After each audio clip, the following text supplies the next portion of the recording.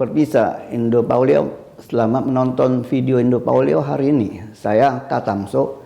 Hari ini kita akan membahas munculnya partai umat, itu partai politik identitas. Ketua Umum DPP Partai Umat, Ridho Ramadi, dalam pidato politiknya saat pembukaan Rakernas Partai Umat di Asrama Haji Pondok Gede, Jakarta, tanggal 13 Februari 2023 mengatakan, kita akan secara lantang mengatakan, ya kami Partai Umat, ya kami adalah politik identitas.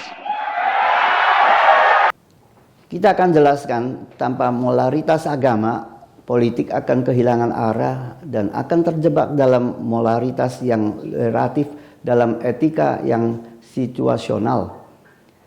Ini adalah proyek besar sekularisme yang menghendaki agama dipisah dari semua sendi kehidupan termasuk politik. Dengan demikian pula dipahami bahwa sesungguhnya justru politik identitas itu adalah politik yang Pancasilais. Tempat ibadah, masjid seharusnya menjadi pusat inkubasi ide dan juga etalase gagasan.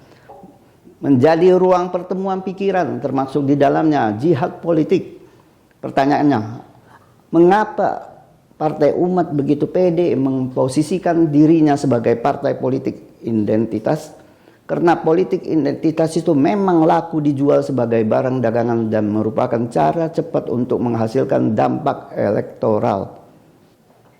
Partai Umat mengetahui dengan pasti sebagian masyarakat Indonesia ada permintaan pasar untuk barang dagangan politik identitas. Sebagai penjual, Partai Umat dengan sigap memposisikan dirinya sebagai partai politik identitas untuk mengambil ceruk pasar yang sudah terbentuk dari pemilih yang menginginkan politik identitas. Kita semua rakyat Indonesia hanya bisa menunggu waktu kampanye tiba.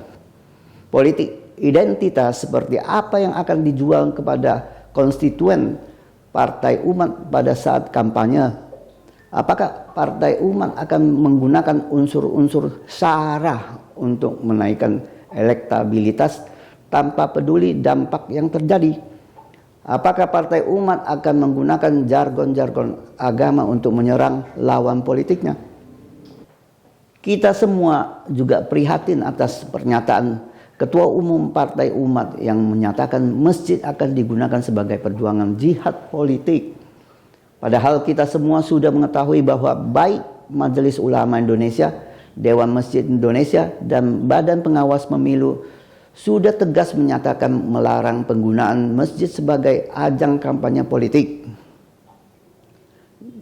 Dalam Rakernas Partai Umat dideklarasikan pula dukungan Partai Umat mengusung Anies sebagai Capres 2024. Branding Partai Umat sebagai partai politik identitas akan memberikan dampak negatif kepada parpol koalisi perubahan, yaitu Nasdem, Demokrat, dan PKS. Pada saatnya nanti masyarakat akan mempunyai hak pilih dalam pemilu 2024. Tentu beranggapan bahwa koalisi perubahan identik dengan partai politik identitas karena bergabungnya Partai Umat dalam gerbong koalisi perubahan. Klaim Partai Umat mendukung politik identitas dikhawatirkan berpotensi menjadi bumerang politik bagi koalisi perubahan. Sehingga pada saat masa kampanye pemilu nanti bisa dijadikan serang politik dari lawan politik koalisi perubahan.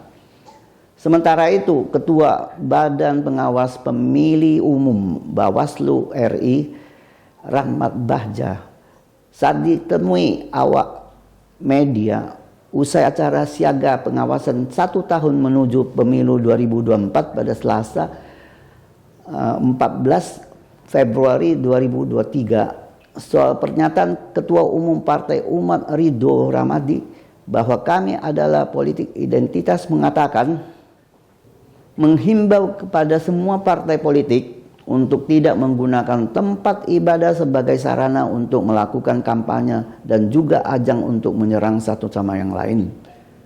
Masjid adalah tempat ibadah bersama umat Islam yang pilihan politik bukan hanya partai umat. Sarana publik itu milik bersama.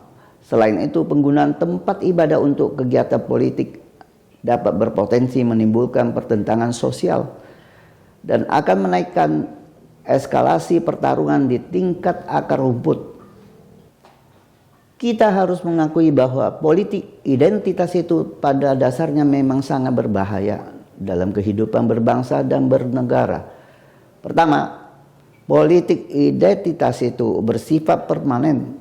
Residu yang ditinggalkan oleh politik identitas masih sangat lekat di masyarakat, sehingga terjadi polarisasi di dalam masyarakat. Kedua, politik identitas itu menggunakan pendekatan emosional bukan rasional, sehingga mengakibatkan perpecahan antar anak bangsa. Dalam prakteknya, bila diterapkan dalam pemilihan presiden atau kepala daerah atau calon anggota DPR RI, politik identitas mensyaratkan memilih seseorang harus berdasarkan identitasnya, bukan berdasarkan kemampuan yang dimilikinya. Walaupun seseorang memiliki kemampuan yang mumpuni, tapi karena beda agama maka tidak akan dipilih. Tetapi sebaliknya, bila seseorang tidak memiliki kemampuan tapi karena seiman, maka wajib hukumnya harus dipilih. Apakah begitu? Politik identitas di Indonesia tidak akan hilang selama rakyat Indonesia tidak dapat berpikir secara objektif, kritis, rasional, dan tidak hanya dalam emosional sesaat. Sekian berita untuk hari ini. Terima kasih sudah menonton video Indo Paulio hari ini. Saya Katamso, silakan like dan subscribe sekali. Tidak perlu 2 kali. Dukung terus channel Indo Paulio untuk mencapai 1000 subscribers. Bagikan atau share ke teman-teman Anda. Dan tinggalkan pesan di kolom komentar. Sampai jumpa lagi.